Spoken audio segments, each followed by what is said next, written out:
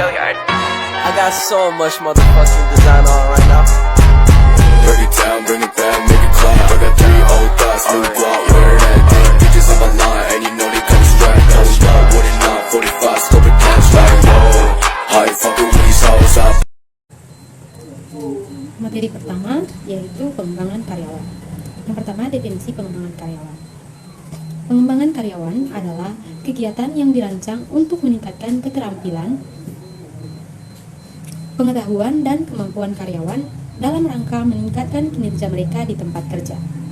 Yang berikut tujuan dari pengembangan karyawan yaitu untuk meningkatkan produktivitas, mengurangi kesalahan kerja, menumbuhkan jiwa kepemimpinan, meningkatkan moral karyawan, dan memastikan karyawan memiliki keterampilan teknis, teoritis, konseptual, dan moral dengan kebutuhan pekerjaan atau jabatan. Yang berikut metode pengembangan karyawan. Metode pengembangan karyawan terdiri dari pelatihan atau training, program pendidikan, magang, uji kompetensi, pengayaan pekerjaan, dan rotasi pekerjaan. Berikut proses pengembangan karyawan. Proses pengembangan karyawan melibatkan beberapa tahapan seperti penilaian kinerja karyawan, pengembangan SDM, pelatihan atau training, program pendidikan, magang, uji kompetensi, pengayaan pekerjaan, dan rotasi pekerjaan. Berikut manfaat dari pengembangan karyawan, yaitu yang pertama, untuk meningkatkan produktivitas kinerja, yang kedua, untuk meningkatkan kepuasan karyawan, yang ketiga, pemenuhan kebutuhan karir dan motivasi, yang keempat, adaptasi terhadap perubahan lingkungan bisnis. Berikut tantangan-tantangan dalam pengembangan karyawan, yaitu yang pertama, keterbatasan anggaran, yang kedua, kesulitan mengukur efektivitas, yang ketiga, perubahan cepat dalam lingkungan bisnis. Materi yang berikut, penilaian prestasi kerja. Definisi dari penilaian prestasi kerja ialah evaluasi terstruktur terhadap kinerja seseorang berdasarkan kriteria tertentu yang ditetapkan oleh perusahaan atau organisasi. Berikut tujuan dari penilaian prestasi kerja, yaitu untuk mengambil keputusan yang tepat terhadap karyawan seperti promosi, penghargaan, atau pengembangan karyawan. Selain itu, penilaian prestasi kerja juga bertujuan untuk mengevaluasi kinerja karyawan dalam mencapai tujuan organisasi, memberikan umpan balik kepada karyawan, serta membantu dalam pengembangan sumber daya manusia. Berikut metode penilaian prestasi kerja. Yang pertama, rating scale, yaitu metode ini melibatkan evaluasi subjektif dengan penilaian terhadap prestasi kerja pegawai dengan skala tertentu. Yang kedua, checklist, yaitu metode penilaian ini digunakan untuk mengurangi subjektivitas dalam penilaian prestasi kerja. Yang ketiga, tes dan observasi. Tes dan observasi merupakan metode penilaian yang bertujuan untuk mengevaluasi keterampilan dan perilaku kerja karyawan secara langsung. Dan yang keempat, evaluasi kelompok. Penilaian ini dilakukan oleh penyedia atau atasan langsung dan berguna untuk mengambil keputusan dalam menaikkan upah, promosi, penghargaan organisasional. Yang kelima, standar penilaian prestasi kerja digunakan untuk membandingkan kinerja karyawan dan menentukan keputusan yang sesuai dengan kinerja mereka. Yang berikut tahapan proses penilaian prestasi kerja. Yang pertama, perencanaan, yaitu menetapkan kriteria penilaian, mengidentifikasi tujuan, dan menentukan metode penilaian. Yang kedua, pelaksanaan, menyusun jadwal penilaian, mengumpulkan data kinerja, dan melibatkan pihak-pihak terkait. Yang ketiga, umpan balik, memberikan umpan balik kepada karyawan berdasarkan hasil penilaian. Dan yang terakhir, pengambilan keputusan, yaitu menggunakan hasil penilaian untuk pengembangan, pengajian, dan keputusan lainnya.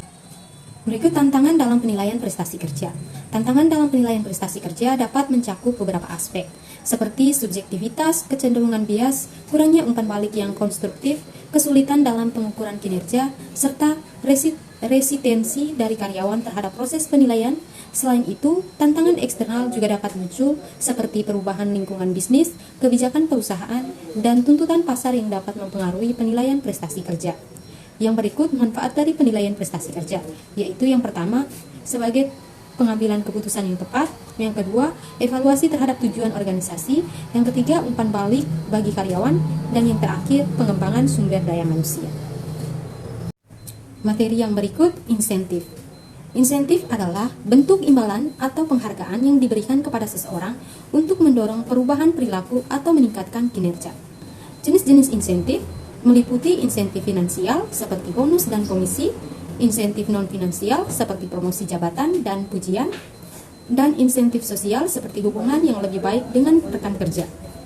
Sedangkan tujuan dari insentif yaitu untuk meningkatkan motivasi, produktivitas, dan kinerja karyawan, serta memberikan manfaat bagi perusahaan.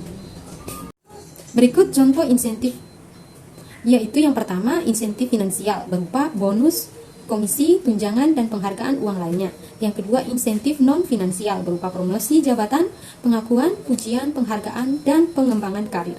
Yang ketiga, insentif sosial, yaitu kegiatan sosial, cara perusahaan, dan kegiatan lainnya. Yang keempat, insentif intrinsik, yaitu kepuasan kerja, pengakuan, dan rasa prestasi. Yang kelima, insentif ekstrinsik, yaitu berupa uang, tunjangan, dan penghargaan lainnya. Materi yang berikut, pemisahan atau separation. Pemisahan atau separation dapat merujuk pada bagian konteks. Dalam konteks umum, separation mengacu pada tindakan atau proses pemisahan dalam konteks sumber daya manusia. Pemisahan atau separation merujuk pada keputusan untuk berpisah antara organisasi dan individu atau karyawan yang bersangkutan, yang dapat terjadi melalui berbagai cara seperti pemutusan hubungan kerja, pensiun, dan pengunduran diri. Yang berikut jenis-jenis dari pemisahan, yaitu yang pertama pensiun, yang kedua pemberhentian, yang ketiga pemecatan, dan yang keempat penempatan. Berikut tujuan pemisahan atau separation. Yang pertama, mengakhiri hubungan kerja, yaitu pemisahan merupakan proses untuk mengakhiri hubungan kerja antara perusahaan dan karyawan. Yang kedua, manajemen tenaga kerja, yaitu menjaga stabilitas tenaga kerja dalam sebuah organisasi atau perusahaan. Yang ketiga, pengelolaan biaya, mengelola biaya perusahaan terkait dengan pemisahan karyawan.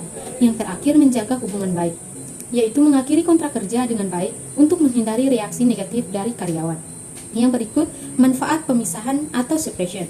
Yang pertama, stabilitas tenaga kerja, yaitu memastikan stabilitas tenaga kerja dalam jangka panjang. Yang kedua, pengelolaan biaya, yaitu mengelola biaya terkait dengan pemisahan karyawan.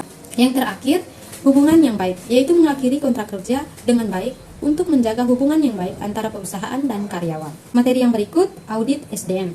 Audit SDM atau audit sumber daya manusia adalah proses pengumpulan dan pengevaluasian bahan bukti secara sistematis dan formal yang didesain untuk mengukur biaya dan manfaat keseluruhan program pengelolaan sumber daya manusia di suatu organisasi atau perusahaan. Yang berikut tujuan audit SDM, yaitu untuk mengevaluasi dan memastikan bahwa pengelolaan sumber daya manusia yang dilakukan telah sesuai dengan prinsip-prinsip manajemen yang baik dan benar dan dapat mencapai tujuan organisasi secara efektif dan efisien.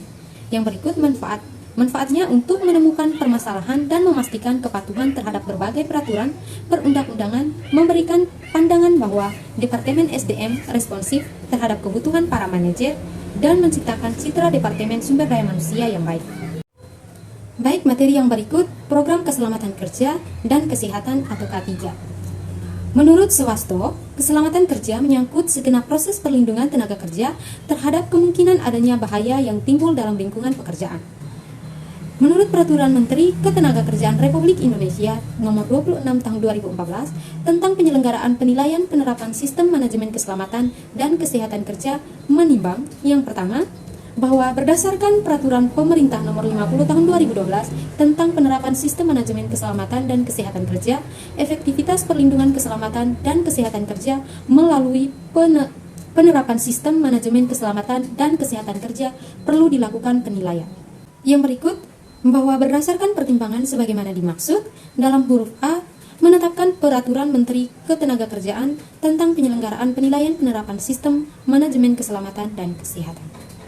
Bring it down, make it clap. I got 3 old